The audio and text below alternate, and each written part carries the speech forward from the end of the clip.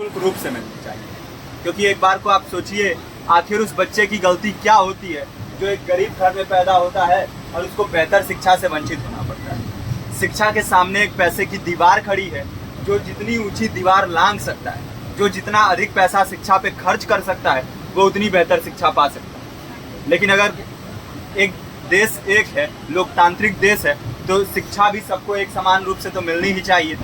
आज परिस्थिति ये है कि एक तरफ तो प्राइवेट स्कूल हैं जो लूट के अड्डे बने हुए हैं, वहाँ पे आप एडमिशन कराने जाएंगे तो सिर्फ एडमिशन के नाम पे ही आपको 10,000 20,000 रुपये देना होगा। और कमीशन खोरी का ऐसा धंधा है कि कॉपी, किताब, टाई, बेल्ट, ड्रेस, जूता कहाँ से खरीदना है ये आप नहीं तय करेंगे वो प्राइवेट स्कूल वाले। यानी आम लोगों की मेहनत की आखिरी कौड़ी उनके जेब से वसूल लेना चाहते हैं। और दूसरी तरफ सरकारी स्कूलों में न तो पर्याप्त टीचर हैं, न पर्याप्त बिल्डिंगें हैं।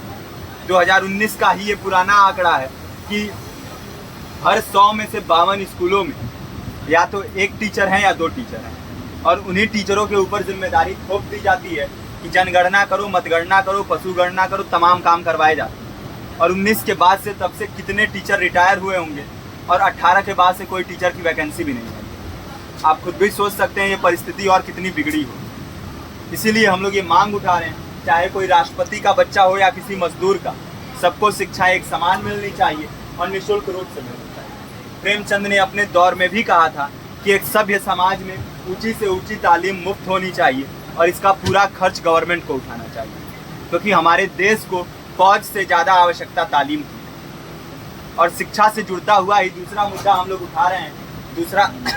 दूसरा मुद्दा है रोजगार का। रोजगार की परिस्थिति ये है कि आज सरकारी सेक्टर हो या प्राइवेट, सब कुछ ठेका संविदा के हवाले किया जा रहा है। परमानेंट नौकरियां लगातार घटाई जा रही हैं। इसी रेलवे में 1995 के आसपास लगभग 18.5 लाख कर्मचारी काम करते थे, लेकिन आज उनकी संख्या 12 लाख थी। आप खुद भी सोच सकते हैं कितने बड़े पैमाने पे परमानेंट पदों को घटाया जा रहा है। और आज आलम ये है, एक तरफ लाखों पद खाली पड़े हैं, फिर भी कोई वैकेंसी नहीं निकलती। जो वैकेंसियां निकलती हैं उनमें भ्रष्टाचार होता है, पेपर लीक हो जाते हैं। RO, UP police, BPSC, SSC, CGL, ऐसे तमाम पेपर लीक हो चुके हैं, आप लोग भी जानते ही हैं। अभी नीट की धांधली में ये पता चला कि एक एक पेपर 30 लाख से 50-50 लाख रुपए में बेचा गया। हम और आप तो ये पैसा नहीं दे सकते। पूरी की पूरी कारस्तानी सरकार, प्रशासन, शिक्षा माफियाओं की होती है। और भुगतता कौन है? आम घरों के लोग, जो लोग सालों साल तैयारी करते हैं, दिन भर में 10-10 घंटे, 12-12 घंटे पढ़ते हैं। और इतनी कड़ी मेहनत के बाद, सालों साल की मेहनत के बाद उनके हाथ लगती है तो सिर्फ हताशा, निराशा, अवसाद।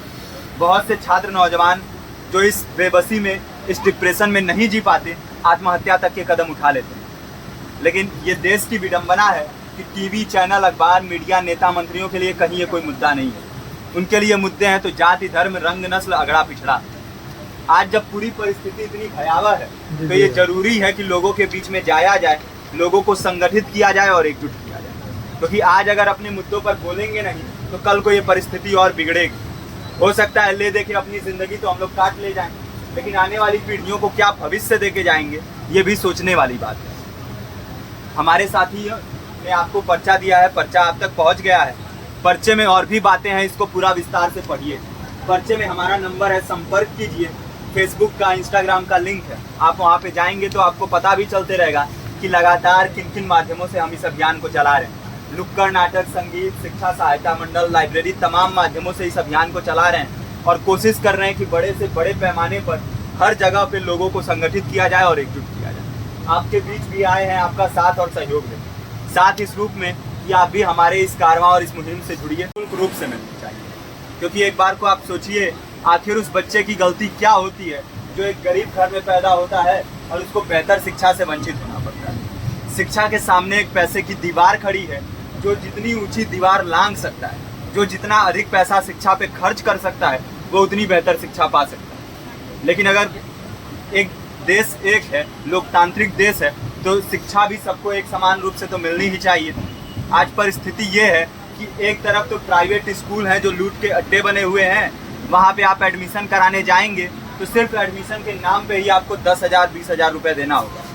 और कमीशन खोरी का ऐसा धंधा है कि कॉपी, किताब, टाई, बेल्ट, ड्रेस, जूता कहाँ से खरीदना है ये आप नहीं तय करेंगे वो प्राइवेट स्कूल वाले। यानी आम लोगों की मेहनत की आखिरी कौड़ी उनके जेब से वसूल लेना चाहते हैं। और दूसरी तरफ सरकारी स्कूलों में न तो पर्याप्त टीचर हैं न पर्याप्त बिल्डिंगें हैं। 2019 का ही ये पुराना आंकड़ा है कि हर 100 में से 52 स्कूलों में या तो एक टीचर है या 2 टीचर हैं, और उन्हीं टीचरों के ऊपर जिम्मेदारी थोप दी जाती है कि जनगणना करो, मतगणना करो, पशु गणना करो, तमाम काम करवाए जाते हैं। और 19 के बाद से तब से कितने टीचर रिटायर हुए होंगे, और 18 के बाद से कोई टीचर की वैकेंसी भी नहीं है। आप खुद भी सोच सकते हैं ये परिस्थिति और कितनी बिगड़ी हो। इसीलिए हम लोग ये मांग उठा रहे हैं, चाहे कोई राष्ट्रपति का बच्चा हो या किसी मजदूर का, सबको शिक्षा एक समान मिलनी चाहिए और निःशुल्क रूप से मिलनी चाहिए। प्रेमचंद ने अपने दौर में भी कहा था कि एक सभ्य समाज में ऊंची से ऊंची तालीम मुफ्त होनी चाहिए और इसका पूरा खर्च गवर्नमेंट को उठाना चाहिए,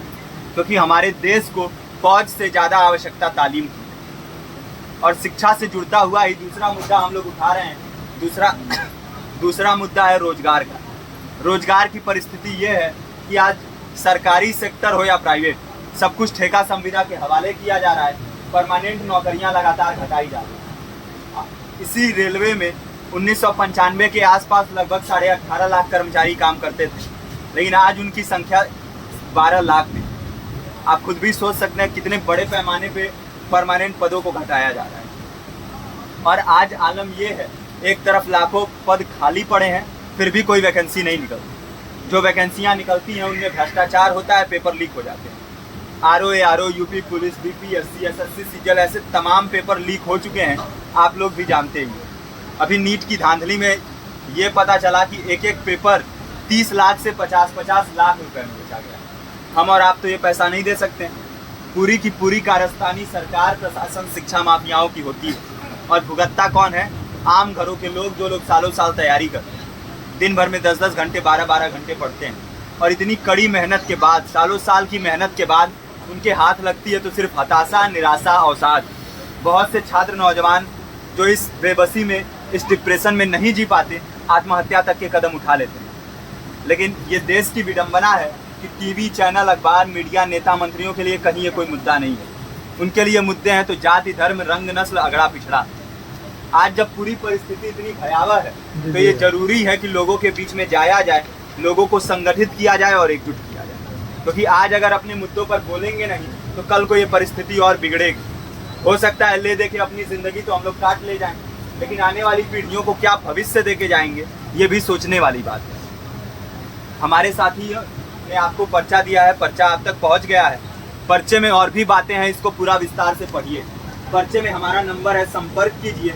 फेसबुक का, इंस्टाग्राम का लिंक है, आप वहाँ पे जाएंगे तो आपको पता भी चलते रहेगा कि लगातार किन किन माध्यमों से हम इस अभियान को चला रहे हैं। नुक्कड़ नाटक, संगीत, शिक्षा सहायता मंडल, लाइब्रेरी, तमाम माध्यमों से इस अभियान को चला रहे हैं और कोशिश कर रहे हैं कि बड़े से बड़े पैमाने पर हर जगह पे लोगों को संगठित किया जाए और एकजुट किया जाए। आपके बीच भी आए हैं आपका साथ और सहयोग दें। साथ इस रूप में कि आप भी हमारे इस कारवां और इस मुहिम से जुड़िए